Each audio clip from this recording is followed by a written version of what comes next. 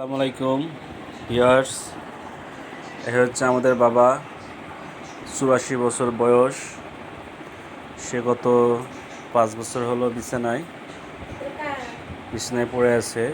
মাজা পড়ে গেছে অ্যাকচুয়ালি, স্ট্রোক করে। এখন সে চলাফেরা করতে পারে না এবং পায়খানা প্রস্রাব বিছনায় করে। এই যে দেখতে পাচ্ছেন, ক্যাথেটার লাগানো আছে। 1 মাস পর পর ক্যাথেটার চেঞ্জ করে দিই, আর পায়খানা ছাপ করে দেওয়া লাগে। ভিউয়ার্স, এটা যে কত কষ্ট আসলে বলে বোঝানো যাবে না। এটা আল্লাহ তাআলার একটা পরীক্ষা। যার বাবা আছে, যার বাবা মা আছে, আমার জন্য বহুত বড় একটা সৌভাগ্য যে আমি আমার বাবাকে সেবা যত্ন করতে পারতেছি। অনেক কষ্ট, বিশেষ করে মলের অনেক দুর্গন্ধ, কিন্তু কিচ্ছু করার নাই। তার এই অবস্থার জন্য আসলে সে দায়ী নয়, আল্লাহ পাকের ইচ্ছা।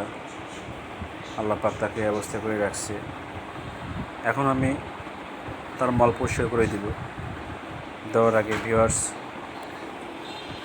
আপনাদের কাছে দেখাচ্ছি। আসলে আমার একটা উপদেশ থাকবে প্রত্যেকের ঘরে, যেগুলো বাবা মা আছে, এই বৃদ্ধ বয়সে আপনারা কেউ অবহেলা করবেন না।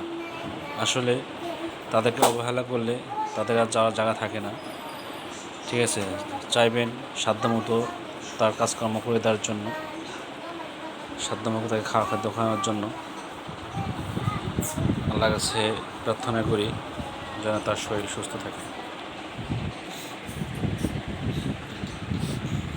এখন সে অবশ্য ঘুমাসতেছে।